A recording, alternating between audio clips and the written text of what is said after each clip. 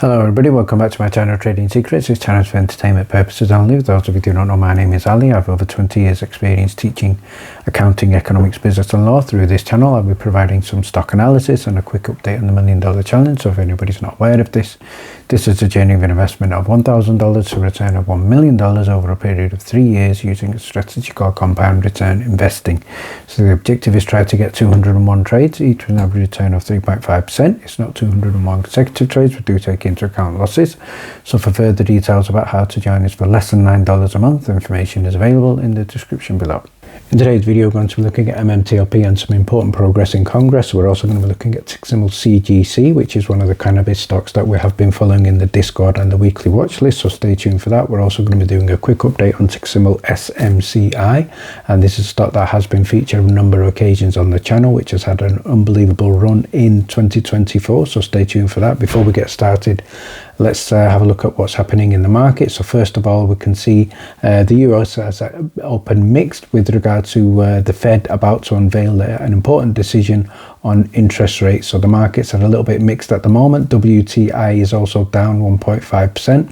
And in terms of other news I'd like to share with you from with regard to the SEC, so the Financial Services GOP posted earlier that Guy Gensler's frantic partisan rulemaking agenda at the SEC has threatened the health of US capital markets and highlights the need for targeted institutional reform. So very strong statement there from Representative Ann Wagner, and what posted in tagging Mr. Gensler in is stating also that he has also failed to provide a substantial and detailed response to members of Congress for the MMTLP fiasco. He was dodging a lot of the questions, failing to answer and failing to give any adequate response. I believe he needs to be held accountable. And finally, update on SMCI, also known as Supermicro Computers. It's now been announced that it's priced in its previously announced public offering of 2 million shares of common stock. And in terms of the figures, they're looking at 2 million shares at $875 per share. And it's going to bring in the company approximately $1.75 billion in gross proceeds. Let's start by having a look at some of the slots available for Don in DC. So we can see Wednesday he has 9 p.m, 12 p.m, 2 p.m, and 2 slots available for 5 p.m. And on Thursday, 9 a.m. and 5 p.m. and Friday, 12 p.m. and 5 p.m. So the other slots will be fully booked, so great news there. And you can book on the link on the screen there. And also if you're unable to access this information on X, you can also leave a comment in the video below and details will be shared. So let's have a look at a response here from Johnny Tobacco and what he stated in terms of what's currently happening in DC. He's first of all talked about political corruption, but he is saying that we are making progress on Nexbridge Hydrocarbons front. We will have an update soon. I haven't cooled off at all, just focusing on other investigations too. But from his point of view, he's saying Nexbridge Hydrocarbon is his top priority. So just can't be on one trick pony, but it seems like the haters have all the answers. We're going to have a look at some of the haters shortly. So reassuring words from Johnny Tobacco there. And from the Glass Guy, he also stated here, difficult to be motivated. Looking at great progress over the previous 2 weeks. Meetings are going very, very well. People that told us no before are now on board, and this is far from stagnant. So MMTLP potentially about to make history. And what Ded Taylor has stated here, continue making the calls, call out your senators, your representatives, local offices, and the important message is they are listening. So that's the same message I got from Don Fizz as well. People who were not listening before and listening now. So hopefully it's just a matter of time. Let's now have a look at one of the posts from Charles Gasparino, who certainly has a significant issue with members of the MMTLP community, and as he calls himself a prominent journalist, he certainly seems to be spending a huge amount of his personal time in fighting the arguments from the MMTLP community to counter what we are saying. So what Keith has stated is tagging in Charles, there is so much cover up in the dividend that was not supposed to trade, and the company have acknowledged it was not supposed to trade. That includes John Berda and George Palikaros, and you, Charles, are making fun of people who lost their money illegally to market manipulators.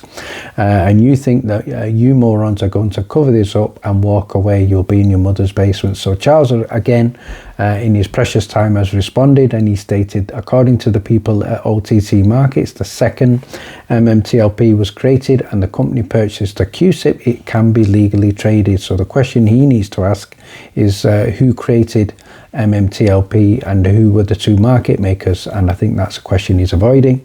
So then he's saying, then came the pump, then came the dump, as people kept buying, and the pump failed to note when MMTLP was going away. So he needs to look at the corporate actions, he needs to look at the statements from prominent members of the OTC Markets, and he needs to look at some of the posts, or one of the important posts from Terry out there that show that. And he states here, people ignored the company press release on when to sell and where's the oil, and that's why this entire spectacle is under investigation, not because of some phantom naked shorts on Mars. So he believes the implication there is there are no naked shorts. So that's what he certainly seems to be implying. So in one of my videos I did uncover his problem in terms of his nefarious background, in terms of allegations that he was nominated for a Pulitzer Prize, and what Rare DD has stated here.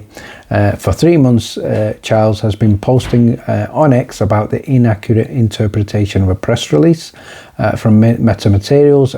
Go ahead and check out Rare DD's 10-minute video which clarifies that.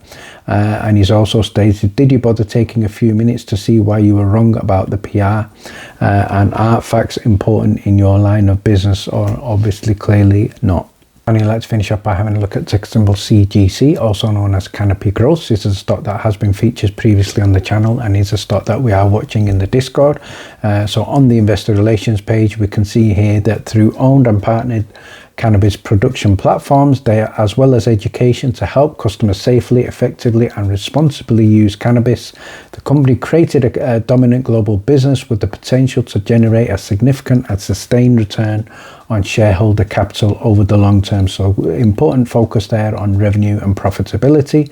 So they regard themselves as an early mover in the Canadian market. It's a multifaceted cannabis company with a strong investment demand, market and product differentiation. So that's the general credentials. So in terms of the news, we can see here Aurora Cannabis, Canopy Growth, Curaleaf stock spiked. So there was a growth, there was a spike in many of the stocks. So in terms of what we can see here from Monday, many of the cannabis stocks, including CGC, Canopy Growth, the prices surged by more than 10% from Monday. We're currently on Tuesday, and in terms of other stock that we feature on the channel, another one was TLRY. And what we can see in terms of the main reason for this, and that is because the Biden administration are reportedly looking towards reclassification of marijuana as a less dangerous drug. So that is what is being reported, and this was explained in one of the previous videos, and the classification is being championed by the Drug Enforcement Administration, DEA, and they're looking to move cannabis from Schedule 1 to Schedule 3. So that is certainly good news for the cannabis stocks. It's also something that is going to lead to potential huge sales and huge growth in each of the companies. So positive news there. And what we can also see in terms of Canopy Growth press release page here, we can see two important dates here, March 11th, March 14th. So March 11th, they announced details regarding converting into exchangeable shares, and the most recent press release, they're looking at an independent proxy advisor, Glass Lewis, recommending Canopy Growth shareholders to vote for the creation of exchangeable shares to further the advancement of Canopy USA. So they are looking to make moves in the American market, which certainly is positive. So in the Discord, we have had this on our daily stock alerts. We've also had it on our weekly stock alerts, and congratulations to many of the members in the Discord who have made profit in CGC. So let's finish off by having a look at the chart. So this is a chart for today. We can see right now at time of editing it's up in excess of 15%, currently at $4.41. So great momentum here for CGC, as well as many of the others stocks in the cannabis sector. So if you would like to get more stock alerts such as CGC and TLRY, you can certainly join us. Details are in the description below. Thank you very much for watching. Please stay tuned.